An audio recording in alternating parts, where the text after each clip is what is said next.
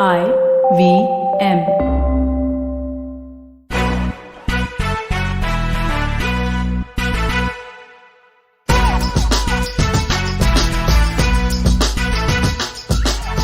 Hello, we're Team Splainer. Welcome to an all-new episode of Press Decode, a weekly podcast where we take Splainer's mission to declutter the news one step further. Check out our newsletter for more stories and follow us at splainerin to keep up with all the fun things we plan for our Splainer fam. So sit back, relax, and don't let the news give you the blues. I'm Sara, your host for the day, and we have a full house with Vagda and Prafula.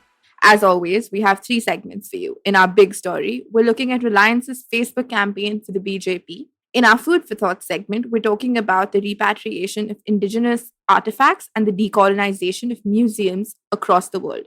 And then in our final segment, we will be roasting and toasting our fave and least fave items. Now, before we get into our big story, we do know that one of the biggest stories this week is the Karnataka High Court's verdict on the petitions challenging the ban on hijabs imposed by educational institutions in the state. The ruling upheld the ban and rejected all the arguments that claimed wearing the hijab ought to be protected under the right to freedom of religion guaranteed under Article 25. The court did not deem the practice an essential religious practice. The ruling has unsurprisingly been widely questioned for its dubious interpretation of core constitutional rights, which will now be tested by an appeal filed with the Supreme Court. In case you want to know more about the essential religious practice argument, we recommend you check out episode 28 of Press Decode, where we piece together all the arguments that were presented in court. There isn't much else to say, so we just wait again for the Supreme Court.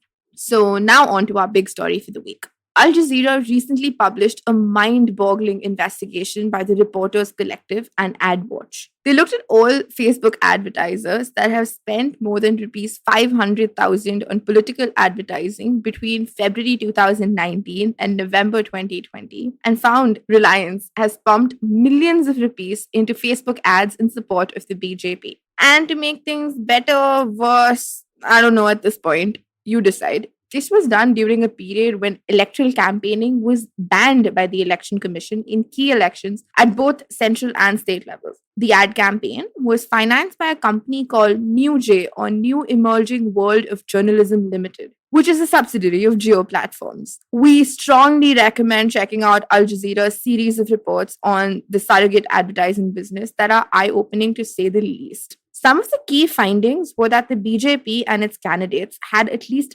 23 ghost and surrogate advertisers who created 35,884 advertisements, which cost over rupees 58.3 million rupees and raked in another 1.31 billion views. These ads either directly promoted the BJP or took shots at the opposition, all without revealing any affiliation to the BJP.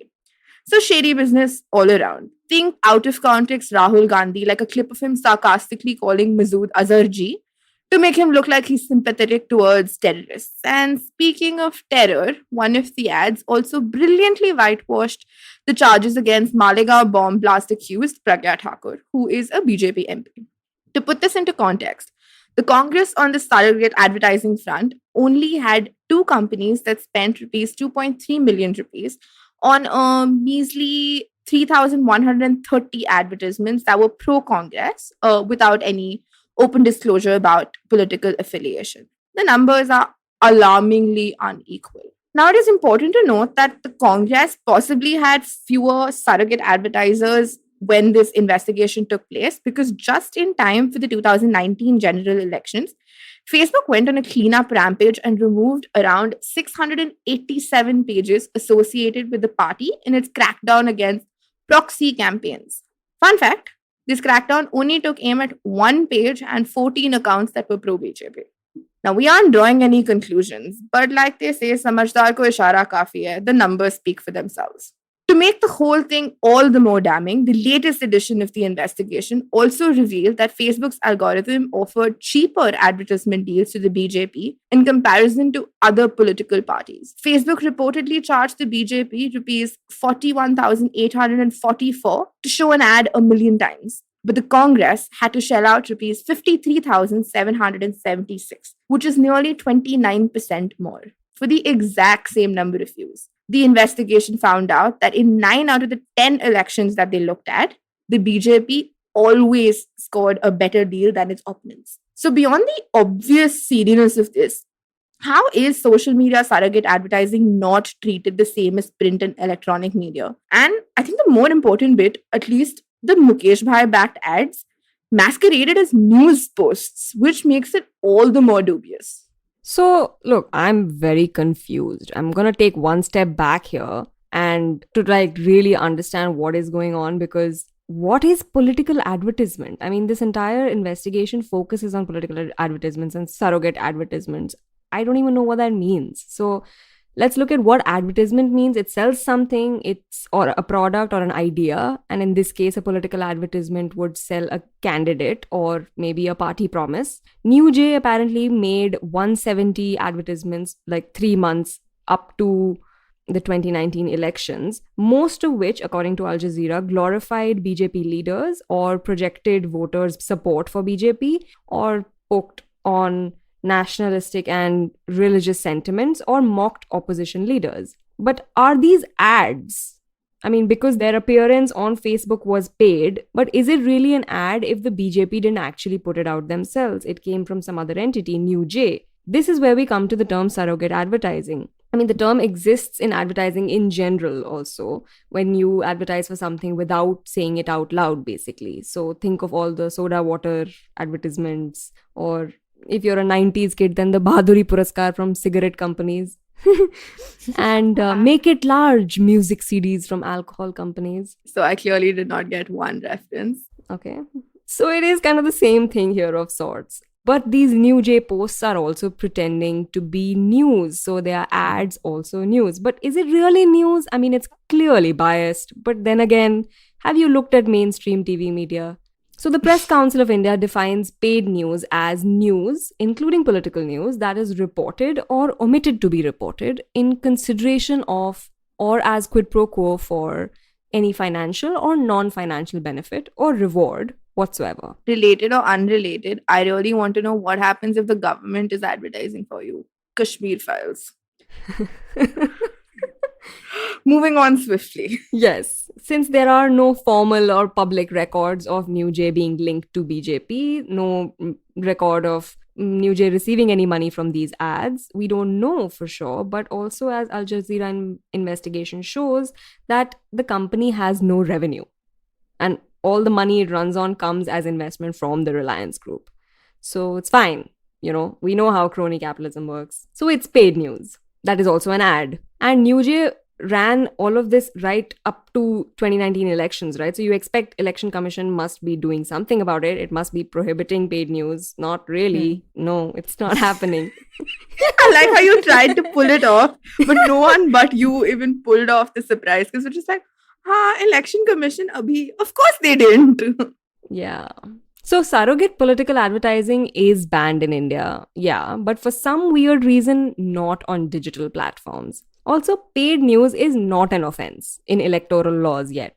There has been a long-term movement demanding it be a specific offense in electoral laws, but by several committees. Even the Law Commission has done it, but nothing has happened on that front.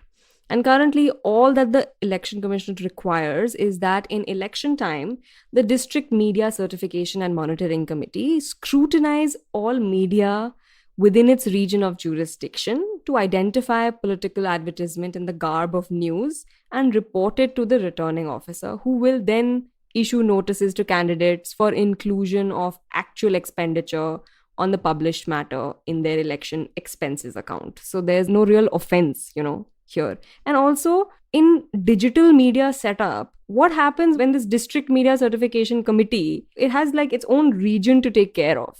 But in digital media, what region, man? What jurisdiction? How does it matter where I am sitting and what I am posting? If I'm sitting here posting about some one nation, one propaganda. Yeah, there is no region to this. So what happens to EC's mandate to district media? I'm sure that's the reason why it's not working, or not. Anyway. Obviously, this has implications for corporate political contribution too, and considering this government also brought in electoral bonds, which basically make anonymous political contributions possible, I don't see how we're making this a criminal electoral offense anytime soon. I think we should also look at why this works. So it's no secret that our news feeds and timelines have been tailored specifically to keep us hooked to constantly keep scrolling, to the extent that even time limit reminders aren't very effective for many of us. You're a way better person than I am if that actually works for you. No, But it doesn't work. I feel a little better about myself. I stopped looking at the time. It made me feel so bad. I'm like, I will just own it. No, but that's exactly how the newsfeed works, right? And again, there's been a lot of ink spilt over the algorithm, specifically in the last decade, because the newsfeed, I think, has been around since 2006. And ever since, it's been run by automated software to track our actions, to see what posts we look at, what we click on, what we like, and then show us posts that we would, again, engage with. Since then, our news feeds have generated more revenue for Facebook than any other part of the Facebook site. And then came the human raters. These people came in to help improve the news feed experience, which is why we were introduced to reactions, because you can't simply quantify things by likes, apparently. Once they figured out what was causing users to react the most, along came, heart reactions or angry faces to let people know that this post has really enraged you. And, anyone who is monetizing their content on Facebook has used it to its full potential. We would think entities like New J are the only ones who do it, but during the 2016 election, CNN made a gross profit of $1 billion more than it did in the previous year, simply by reporting on Donald Trump. And I don't even know how to quantify that amount in my head, but I guess news organizations have long bought into the clickbait strategy that worked so well for BuzzFeed. But now they've dressed it up differently. You won't find articles that say, oh, you'll never believe what so-and-so said. But instead, your ads look like headlines and your articles are basically drowning in buzzwords. We don't even have to share the posts we come across for friends or followers to see them, because the more time you spend on that page or reading the article or even clicking the link, chances that your friends will be shown the same thing the next time they log in are insanely high. And I think that's where the problem lies. If you've been on the internet for long enough, you might unconsciously know, okay, this is clickbait. A post is worded in a certain way so that people will look at it for longer. But as we've gotten better, so has the algorithm. If you look at NewJ, which I did, it had all these trappings of a news page. It's verified, has a logo that isn't just clip art. It has a very diverse page of impressions for each of its posts. So it looks like it has organic reach. So, to sum up, not only did Facebook India, where top executives famously have close ties with the ruling party, let BJP advertise at lower rates, it quietly also pushed advertising from pages like NewJ and others to help the party gain reach by masking ads as credible news sources. And, the more people reacted, misinformation spread. And I guess at the end of the day, it's the algorithm's world and we're just living in it. Quick note to all our listeners, part 4 of Al Jazeera's investigation, which talks more in detail about the algorithm and how it helped BJP push narratives, will be out around the same time as this podcast. So we highly recommend checking it out, as well as previous parts of the investigation. On that rather scary note, we come to the end of our first segment. We will be right back after a short break. You're listening to Press Decode on the IVM Podcast Network. Habits? Routines? How exactly do they help us get better? Well, to simplify it for you, tune in to the Habit Coach podcast. I am Ashton Doctor and I'm going to be here to help you get better daily with some simple, easy to do habits that you can easily adapt to your life. So tune in to the Habit Coach podcast from Monday to Friday, because I believe that awesome lives start with awesome habits.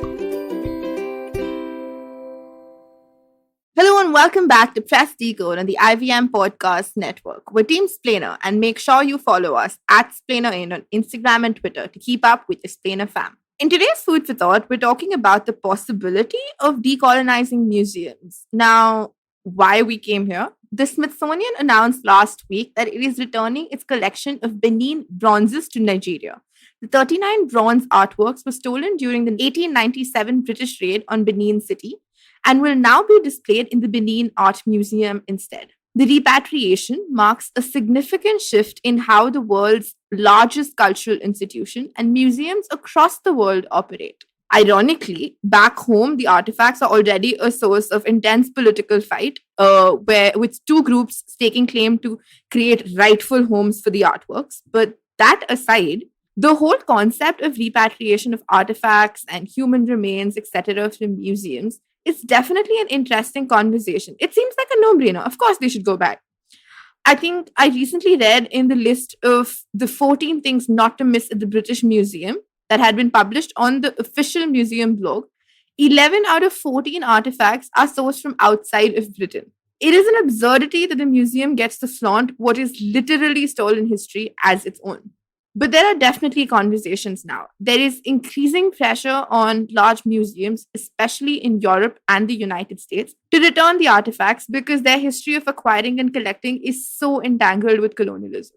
But is it really as easy as just booking a blue dart and signing a couple papers and going, okay, cool, we're going to send it right back? I doubt.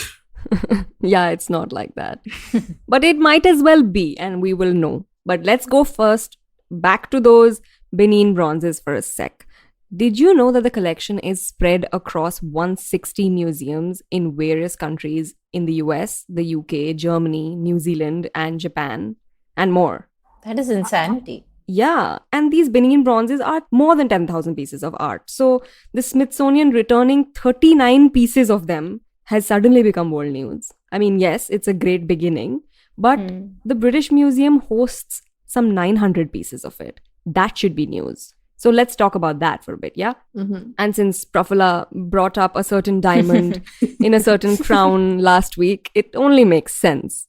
Which, by the way, as recently announced by the Queen, is going to be worn by Camilla once Prince Charles becomes king. Return छोड़ो, ये तो ऐसे trajectory decide कर रहे हैं. Very nice.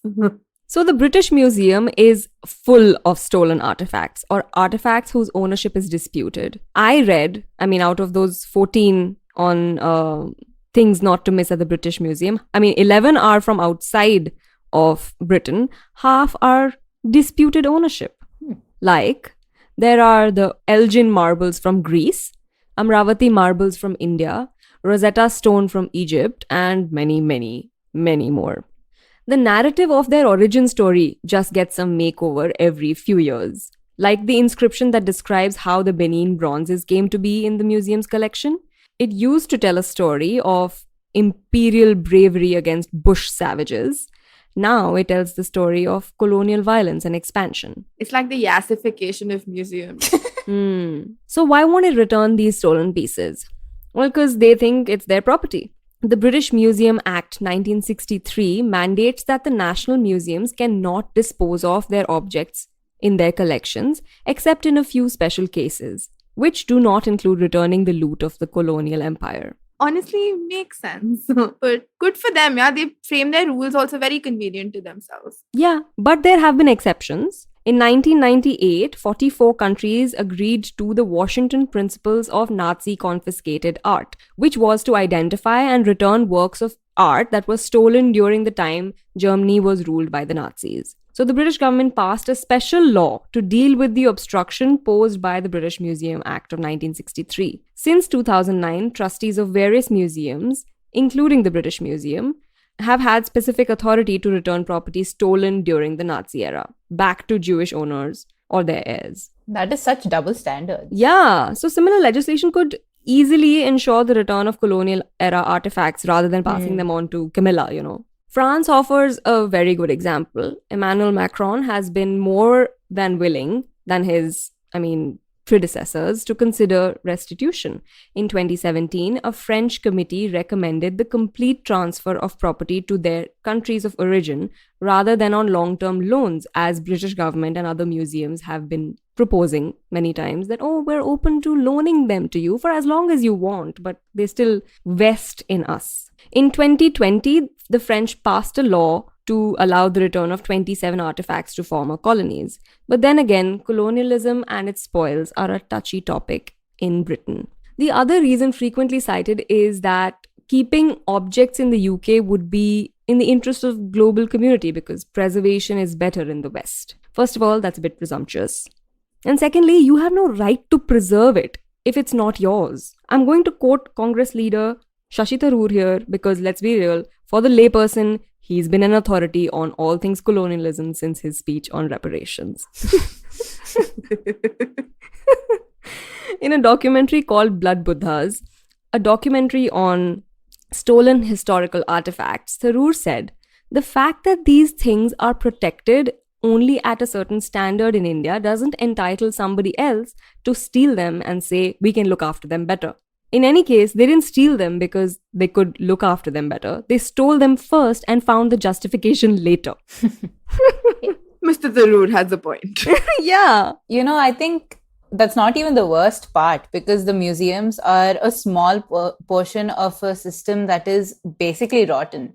In the past 30 years, because if you remember, I brought up research in Latin America last week, over half of the academic papers published around artifacts or foils in the continent were led by white researchers. Anecdotally, several local researchers have said that their work is sidelined, and some teams from outside treat them like glorified guides. The paper, which is called Digging Deeper into Colonial Paleontological Practices in Modern-Day Mexico and Brazil, published in the Royal Society Open Science Journal, found that European and Japanese researchers especially have flouted laws that are in place to protect artifacts. So Brazil and Germany specifically have legislation to protect fossils from international extraction. So this allows for any finds to be credited properly and studied properly instead of just being used for commercial purposes or going into a private collection. For the most part, obviously, this scientific community thought it was a great idea because now things won't be snatched off without any context. But there's a bunch of people in the community who have different ideas. A couple of academics whose work the paper called out said it was being biased against them. Because obviously, they basically pulled a reverse racism card here.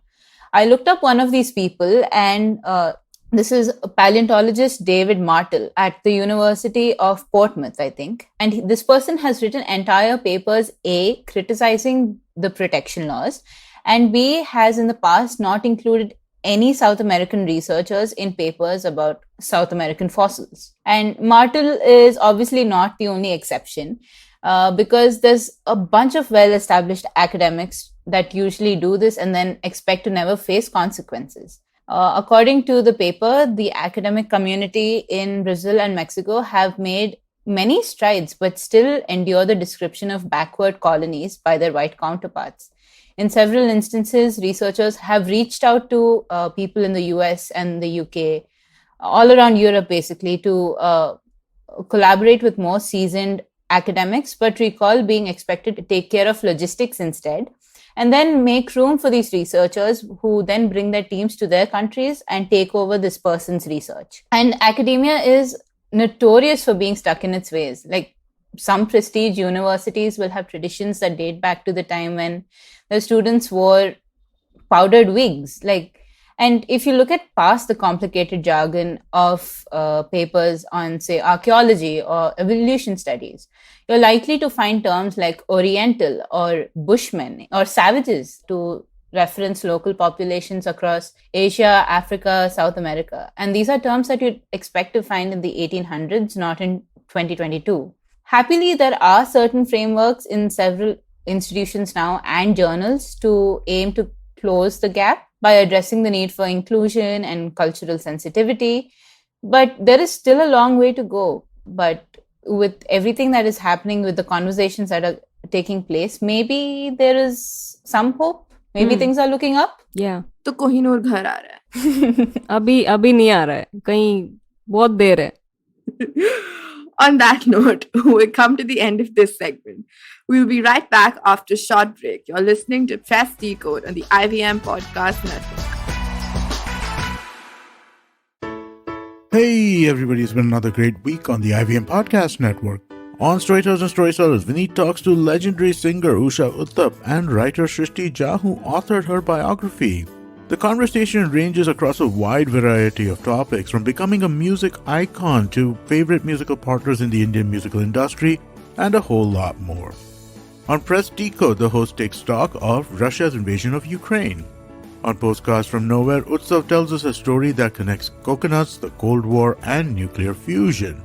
And finally, do join Kavita and myself as we celebrate 7 years of IVM Podcasts on the 900th episode of Cyrus Says. Do follow us on social media. We're IVM Podcast on Twitter, Facebook, Instagram, and LinkedIn. And remember, if you enjoyed this show or any of our shows for that matter, please do tell a friend. Word of mouth really does help us. And also, please, a rating if you could. That is also extremely helpful to us. And remember, we're also on YouTube. You can check out ivmpodcast.com/YouTube to get a list of the different channels that we operate on YouTube. And finally, we'd like to thank our sponsors this week, SBI Life Insurance, Bank of Baroda, India Water Portal, and Max Life Insurance. Thank you so much for making this possible. Welcome back to Press Decode on the IVM Podcast Network. It's time for our final segment this week, Roast or Toast. Despite all previous claims that I am optimistic, it did not last very long. I'm back with the least fave item. So if you haven't heard, there's been a COVID surge in China. The country has placed around 17 million residents under lockdown as it experiences the worst outbreak of the virus in 2 years. Beijing had in the past managed to navigate previous variants of the virus with a zero COVID approach, but Omicron, which is more infectious and likely to be asymptomatic, has proved to be a challenge. This spike is also connected to a wave sweeping across Hong Kong, where Omicron is spiking death rates among the vaccine-hesitant elderly. Okay, I don't know about you, but this March 2020 deja vu isn't something I want right now. I mean, I'm one of those idiots who for real in March 2020 was convinced this is a 2-week thing. 2 weeks and we're going to be A-okay. Everything's going to go back to normal. We're now going strong on year 2 and now you're telling me it's the worst it's ever been? I don't know how many more of these unprecedented events I can take.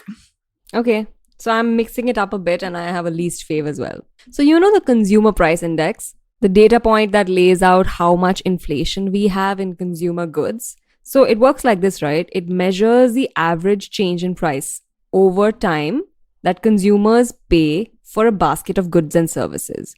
Now this basket of things is decided by the government of India.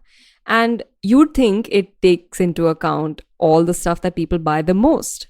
And yet, Mint told us on Wednesday that out of 300 items, almost 300 items in that basket of goods that is being considered to gauge the level of inflation, 10% or 12% items are outdated, meaning they aren't even used anymore. Let me give you an example. It gauges the price change in CDs, Nokia phones, and audio cassettes to tell you if the average price of goods is going up. Nokia represents 2% of the market share for phones in India. And I don't know if you've seen Dam Laga Ke Haisha, but even Lappu knows that cassette tape days are gone. So when is the government going to learn from Lappu? I'm not an economist, but maybe your inflation numbers have something to do with this. I am thinking that there might be a reason why it's not updated. Do share. What would be the price of a CD right now? It wouldn't be too high. Anyway. Because there's been a shift in how this podcast functions, obviously. These guys are suddenly doom and gloom, and I debated having a third least fave. But this was, I thought this was too cool to pass up. So Hidden Valley Ranch is widely loved in the States and just as infamous for their marketing gimmicks, like giant inflatable ranch bottles. And I also think I saw a bedazzled ranch bottle once. Now they've made a diamond out of ranch. Scientists heated ranch dressing to 2500 degrees, put it under 400 tons of pressure, cured it for 5 months. And it resulted in a diamond. And I was so surprised at how pretty it was, despite, coming from ranch. It's been set on a band of white gold and is being auctioned off to help feed families in need.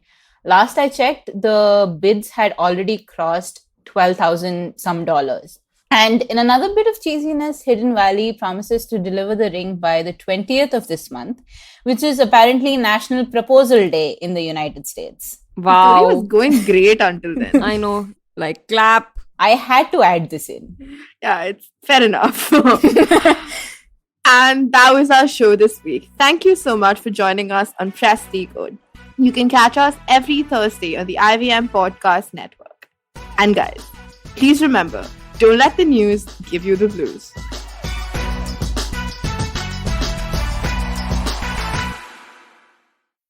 What is the workplace and how does your gender and body affect your right at work?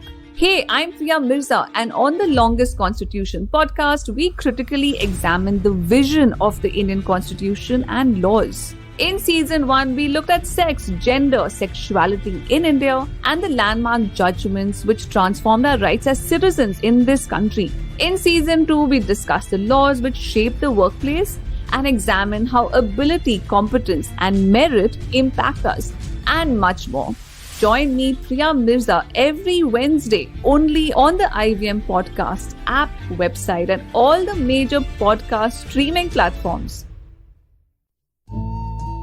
सफर, रास्ते, मंजिल और मुकाम अक्सर ये हमसे कुछ कहना चाहते हैं, पर हम हैं कि अपनी रोजमर्रा की जिंदगी में इन्हें सुनने से कतराते हैं।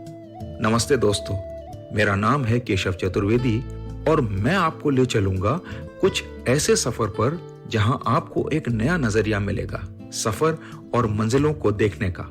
आइए इन किस्से कहानियों में डूब जाएं। हर मंगलवार और शुक्रवार